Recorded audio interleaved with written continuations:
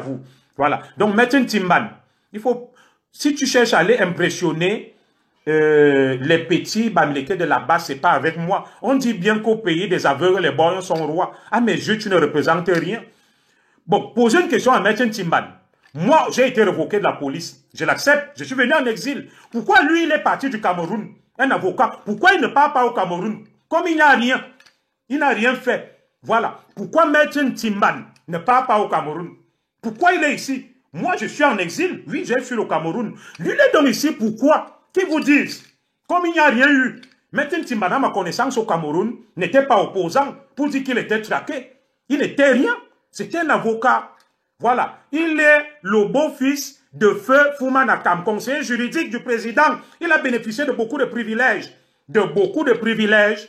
Et lorsqu'on lui a retiré donc les avantages, il est devenu opposant.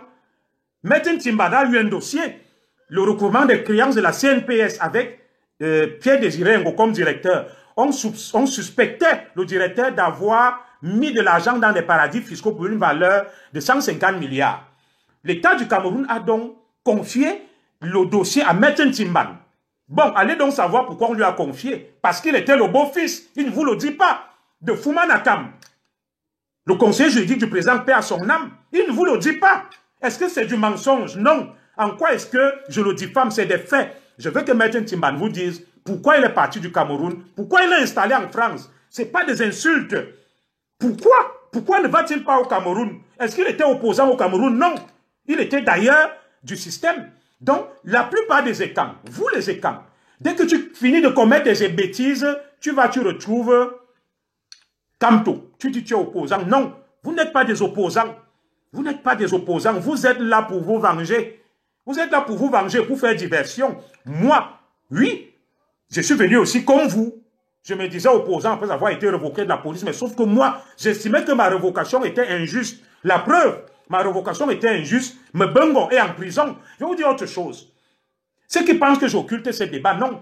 J'ai été révoqué pourquoi? Nous étions 3 commissaires. Et Benalbert Lopo, je me suis déjà expliqué dessus. Kerning, Kebaï, Didier et moi.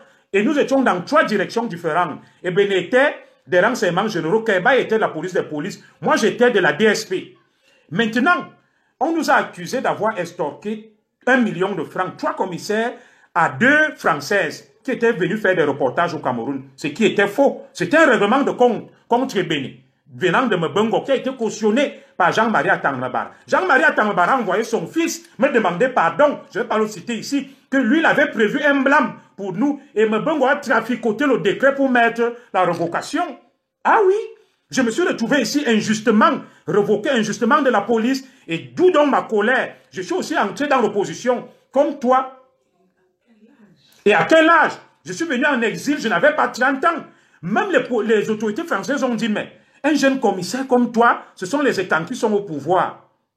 Voilà, j'avais des bonnes raisons d'être fâché. Je suis entré dans la lutte par vengeance et par frustration.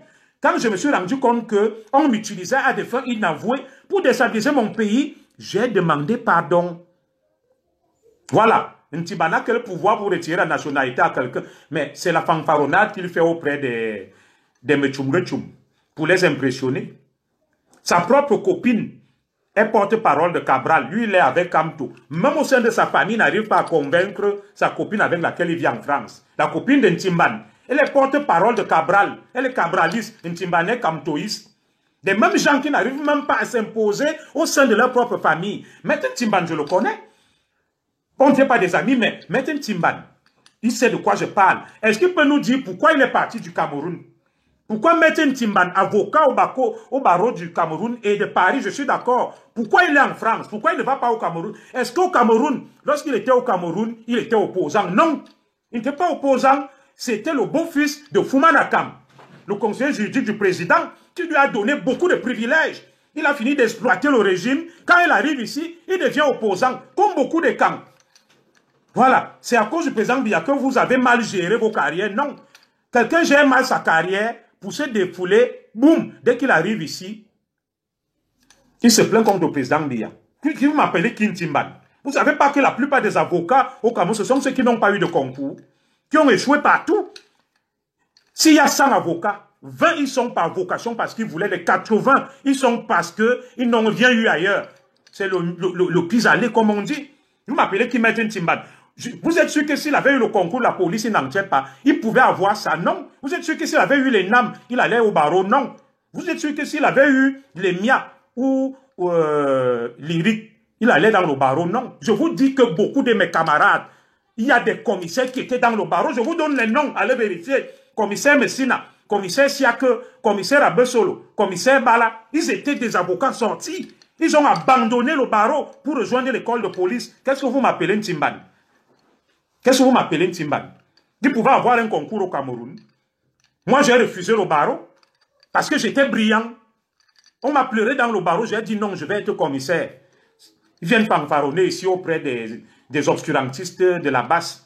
Au pays des aveugles, les borgnes sont rois. Vous pensez que ce genre de personnage m'impressionne? S'il est quelqu'un qui présente un concours en France, il est avocat, non? Il plaide ce qu'on appelle les commis d'office. Je vais même mettre un Timbano de filles qui présente l'ENM, l'École nationale de la magistrature.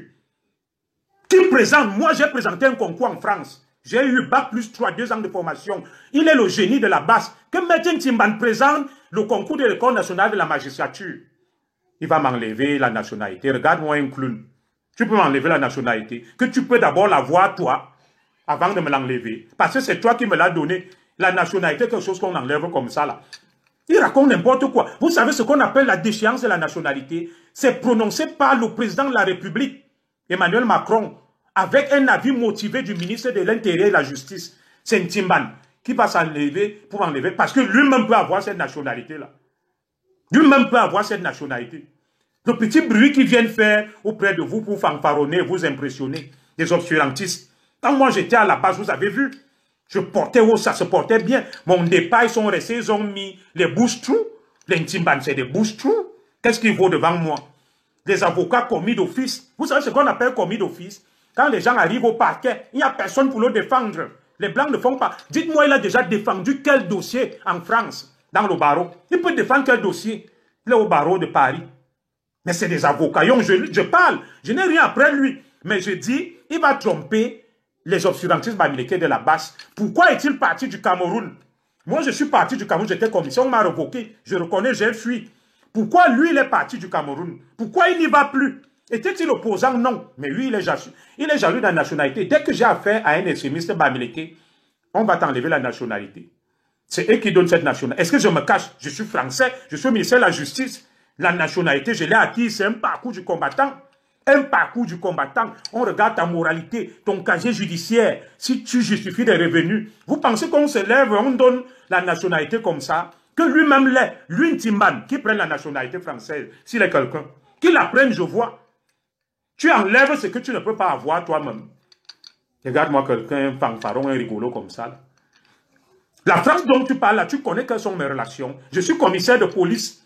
Je connais tout le gratin de la DGRI française, des renseignements français, tous les commissaires divisionnaires, je les connais. Tu vaux quoi devant moi? C'est pas parce que je ne parle pas. Tu vaux quoi? Tu sais qui a signé le truc pour que ma femme et mes enfants rentrent en France en 2011? C'est le président Nicolas Sarkozy. Avec une lettre conjointe de Brice Hortefeux et de Michel Alliot-Marie. Michel Alliot-Marie était ministre des Affaires étrangères. Brice Hortefeux, ministre de l'Intérieur. Ma famille a été exfiltrée du Bénin pour ici, avec ordre de Nicolas Sarkozy, du gouvernement français. Regarde-moi des rigolos, des clowns comme ça. Vous parlez de qui de moi? C'est pas parce que je ne veux pas trop parler. Tu as quelle relation en France? Tu vaux quoi en France par rapport à moi? Tu vaux quoi en France? Prouve que tu vaux. Et la nationalité des pros aussi en concours. Je te dis donc, ma femme et mes enfants sont venus ici en 2011. Ma femme avait, en 2010, pardon, elle avait une grossesse de 7 mois. Aucune femme ne peut voyager avec l'ordre venu de Nicolas Sarkozy. 8 mois et demi. Nicolas Sarkozy a signé que Zogo est un ami de la Franco. Je vous dis donc ça aujourd'hui, écoutez bien. Ces petits fanfarons qui parlent, ils valent quoi? Je connais tous les commissaires divisionnaires français au niveau de la DG. On m'a même proposé de travailler à la DGRI, j'ai refusé. La Direction Générale du Renseignement Intérieur. On m'a proposé de travailler à la DGS français, je connais les colonels, j'ai refusé. J'allais au Quai d'Orsay, je connais tous les directeurs. Monsieur Nicolas Sarkozy signe. En 2010, ma femme a 8 mois et demi de grossesse, mon avant-dernier enfant, parce que 2 sont nés au Cameroun et 2 autres sont nés ici. Ils sont arrivés ici, elle avait 8 mois et demi de grossesse partie de Cotonou, sur décision de Nicolas Sarkozy. Après avis de Brice Hortefeux, ministre de l'Intérieur. Comprenez pourquoi le ministre de l'Intérieur? Parce que je suis commissaire.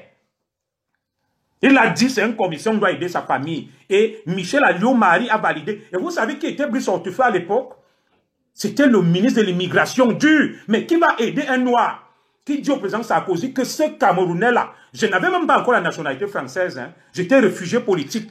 Il a dit, ce Camerounais-là, il est utile pour la France, c'est un grand monsieur. On a signé. Donc j'ai dit à ma femme que l'ambassadeur de France à Cotonou va t'appeler dans 10 minutes. On l'a appelé, on lui a dit, madame, quand mon épouse est arrivée au consulat de France à Cotonou, l'ambassadeur a dit que je veux voir cette femme, où c'est le ministre, 2 ministres nous appellent pour lui donner le visa. Vous parlez de quoi? Regarde-moi des tintins de rigolos. Vous connaissez qui? Vous valez quoi? Vous valez quoi? C'est pas parce qu'on ne parle pas, on est simple. Ntimban, tu vaux quoi en France plus que moi? Tu connais qui? Tu sais qui je connais en France? Donne-moi des gens comme ça là. Donc, je vais aborder donc le dernier point avec vous, parce qu'il y aura d'autres directs.